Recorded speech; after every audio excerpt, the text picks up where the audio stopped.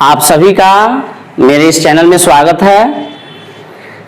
10th class के छात्रों के लिए आज मेरा यह 5वां लेक्चर है। गणित पे हम लोग नंबर सिस्टम पढ़ रहे हैं, संख्या पद्धति पढ़ रहे हैं और पिछले क्लासों में हम लोग पढ़े हुए हैं कि अभाज्य गुणनखंडन विधि से मौसा तथा लौसा कैसे निकालते हैं। तो पिछले क्लास में बताया गया है, 2 क्वेश्चन हम देखे हुए हैं और एक क्वेश्चन हम लिखे थे कि 6, 72 और 120 का मौसा तथा लौसा निकालें और आप निकालिएगा, कमेंट बॉक्स में आंसर लिखिएगा और पुनः अगले लेक्चर में हम इसको करेंगे भी, तो ध्यान दीजिएगा। चलिए लिखते हैं। क्वेश्चन था अभाज्य गुणनखंडन विधि से मौसा तथा लौसा निकालें। ध्यान दीजिएगा, क्वेश्चन जो हम दिए थे, तीसरा क्वेश्चन था आपका 6, 72 तथा 120। कुछ बच्चे इसका सही आंसर भी कमेंट बॉक्स में लिखे हैं, उनको इस चैनल की तरफ से बहुत बहुत धन्यवाद। चलिए पुनः इस क्वेश्चन को हम करने जा रहे हैं। चलिए 6 का गुणनखंड लिखिए 2 गुणे 3। 72 का गुणनखंड कीजिए 2 दूना 4 दूना 8 त्रिका 24 24 तिहाई 72। आपको यदि दिक्कत हो तो 72 का गुणनखंड आप ऐसे कर सकते हैं, 2 से काटिए तो 3 दूना 6 1 12 6 दूना 12, फिर 2 से काटिए 18 दूना 36, फिर 2 से काटिए 9 दूना 18, फिर 3 से कटेगा तो 72 का गुणनखंड आपका 2 गुणे 2 गुणे 2 गुणे 3 गुणे 3 इतना हो गया। चलिए इसको मिटाते हैं। एक आपका 120 है, 120 का गुणनखंड 2 दूना 4 पचे 20 20 तिहाई 60 60 दूना 120। चलिए 2 को इधर लिखते हैं, 2 5 3। ध्यान दीजिएगा, 2 दूना 4 दूना 8 पचे 40 तिहाई 120। 6 का 72 का 120 का हम लोग गुणनखंड कर लिए। चलिए 2 इसमें 3 बार आया है तो 2 का पावर 3 लिखते हैं। 3 इसमें 2 बार आया है तो 3 का पावर 2। 2 इसमें 3 बार आया है तो 2 का पावर 3। 5 और 3 तो ज्यों का त्यों। ध्यान दीजिएगा, इसलिए मौसा आपका जो सब में शामिल होगा वही मौसा होगा। तो ध्यान दीजिएगा, यहां पे तो 2 का पावर 1 हम लिख सकते हैं, यहां पे 2 का पावर 3 है, मतलब 3 गो 2 है, यहां भी 3 गो 2 है, यहां पे 1 गो 2 है, तो हम कहेंगे 1 गो 2 सब में कॉमन है। चलिए 1 2 ले लिया गया। जो सब में कॉमन होता है, जो सब में शामिल होता है वही मौसा होता है। तो इसमें 3 गो 2 है, यहां भी 3 गो 2 है और यहाँ 1 गो 2 है, तो हम कहेंगे कि 1 गो 2 सबके पास है, 1 ही 2 कॉमन है, तो 2 हमने लिया। चलिए 3, यहां पे भी 3 है, यहां पे 2 बार 3 आया है और यहां पे वो 3 है, तो हम कहेंगे ये वो 3 सब में कॉमन है, 3 लिखा गया। अब ध्यान दीजिएगा,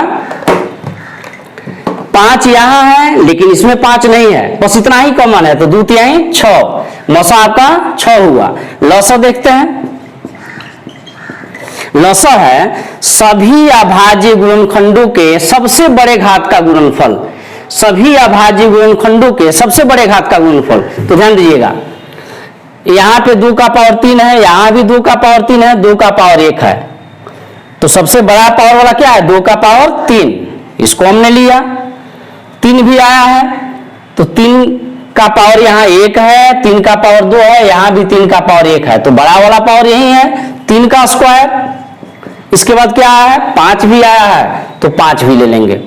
चलिए 5 अकेले है तो अपने आप में वो बड़ा पावर वाला है। अब इसको गुणा करते हैं, 2 का पावर 3 अर्थात 2 का 3 बार गुणा, 2 गुणे 2 गुणे 2, तो 2 दूना 4 दूना 8, 3 का स्क्वायर 9 5, 8 पचे 40 40 गुणे 9 360, 4 9 36। तो यही आपका आंसर हुआ। मौसा आया 6 और लौसा आया आपका 360। चलिए इसके बाद यह मेरा प्रश्नावली 1.2 चल रहा है बीटीसी का। इसके बाद नेक्स्ट क्वेश्चन देखते हैं, ध्यान दीजिएगा।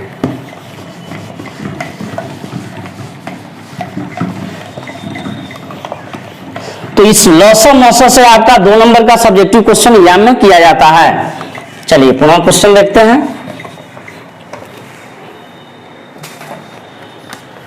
क्वेश्चन आपका HCF 306 657 बराबर 9 है तो LCM 306 657 निकालें। ध्यान दीजिएगा, यह भी आपका 2 नंबर का भी क्वेश्चन खूब पूछा जाता है। यानी 306 और 657 का मौसा दिया है 9, 306 और 657 का लौसब पूछ रहा है, एलसीएम पूछ रहा है। तो एक फार्मूला हम लोग देखे हैं, मौसब गुणे लौसब बराबर 2 संख्याओं का गुणनफल। यहाँ पे 2 संख्या है 306 और 657, इन दोनों का मौसब दे दिया है 9, एसीएफ यानी मौसब, और इन्हीं दोनों का एलसीएम पूछ रहा है यानी लौसब पूछ रहा है। तो चलिए लिखते हैं, चूंकि लौसब बराबर 2 संख्याओं का गुणनफल,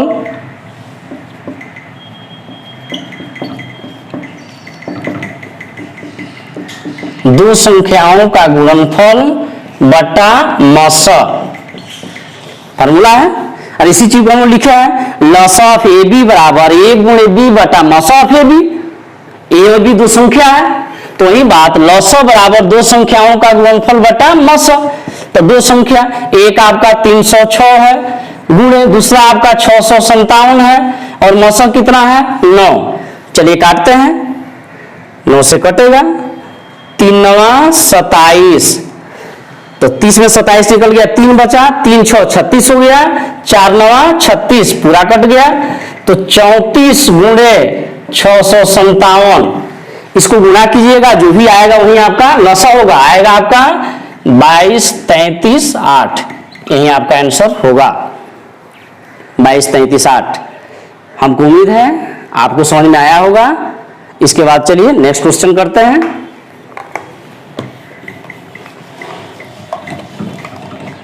ध्यान दीजिएगा,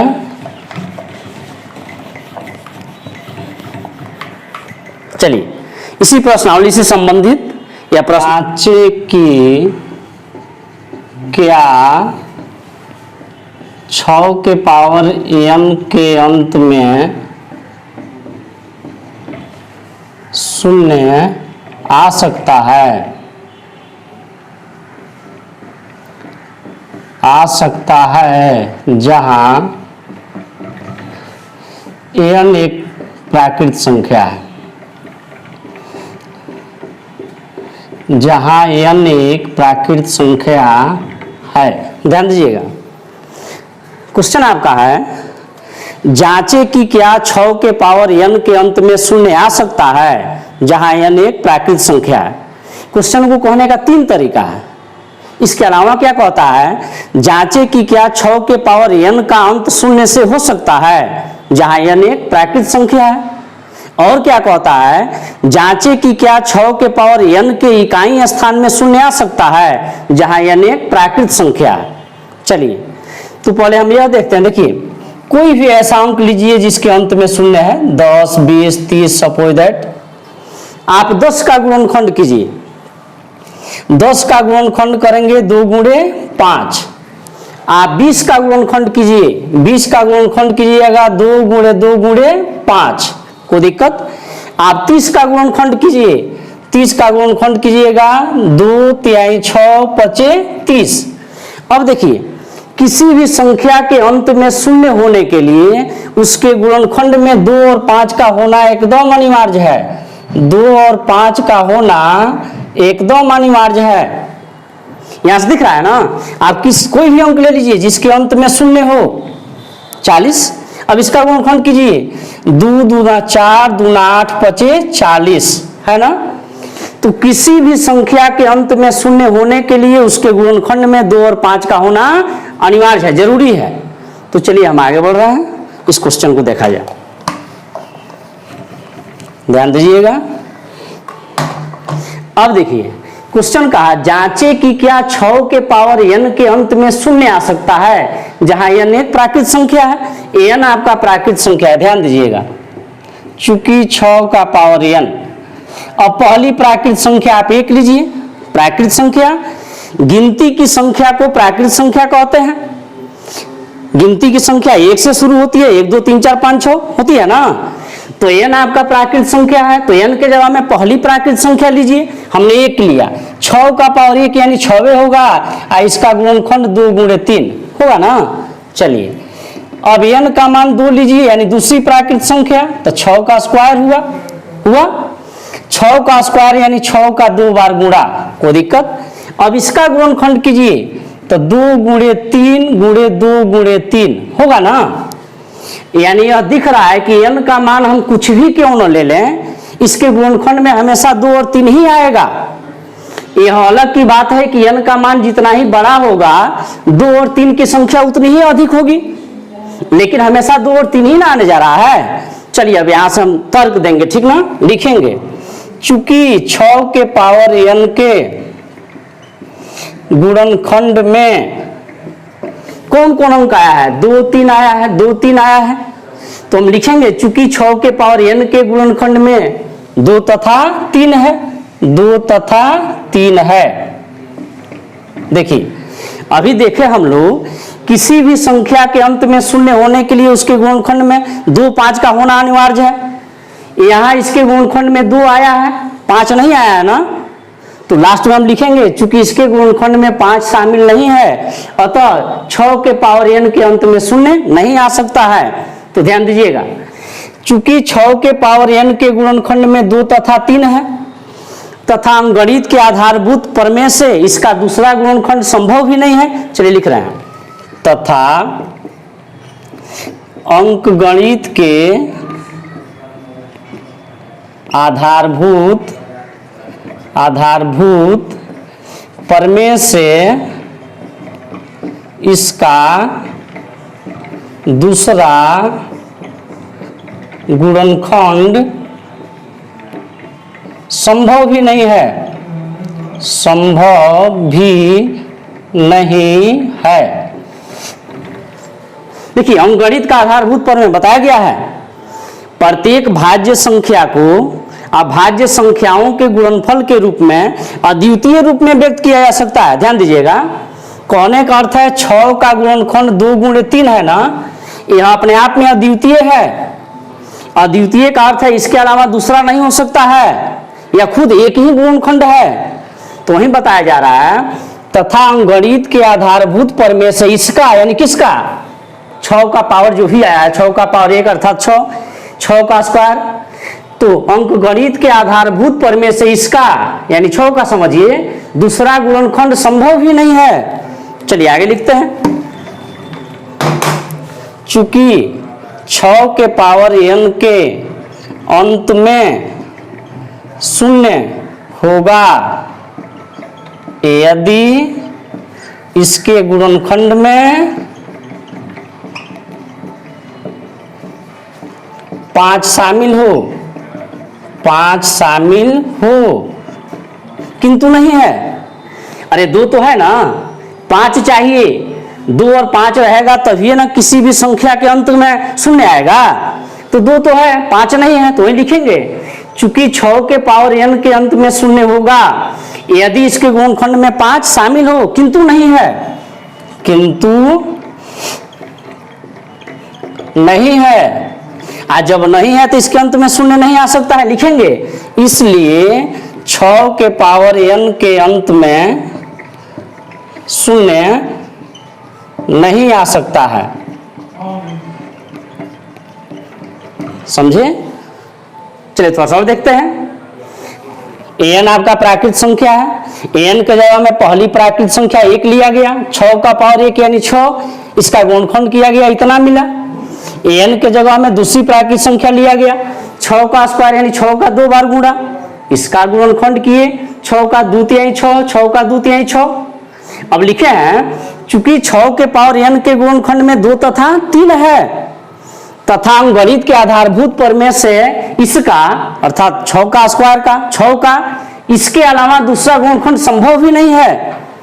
चूंकि 6 के पावर n के अंत में शून्य होगा यदि इसको गुणनखंड में 5 शामिल हो। देखिए 2 है तो 5 ढूंढना है, यदि 5 होता तो 2 ढूंढते और यहां लिखते। चूंकि 6 के पावर n के अंत में शून्य होगा यदि इसके गुणनखंड में 5 शामिल हो, किंतु नहीं है, और जब नहीं है तो 6 के पावर n के अंत में शून्य नहीं आ सकता है। समझे आप लोग? चलिए इसको एक और क्वेश्चन करके देखते हैं ताकि पूरा का पूरा कॉन्सेप्ट समझ में आ जाए। ध्यान दीजिएगा, बदल रहे हैं हम, ध्यान देते रहिएगा। चलिए नेक्स्ट क्वेश्चन करते हैं ताकि पूरा का पूरा कॉन्सेप्ट समझ में आ जाए।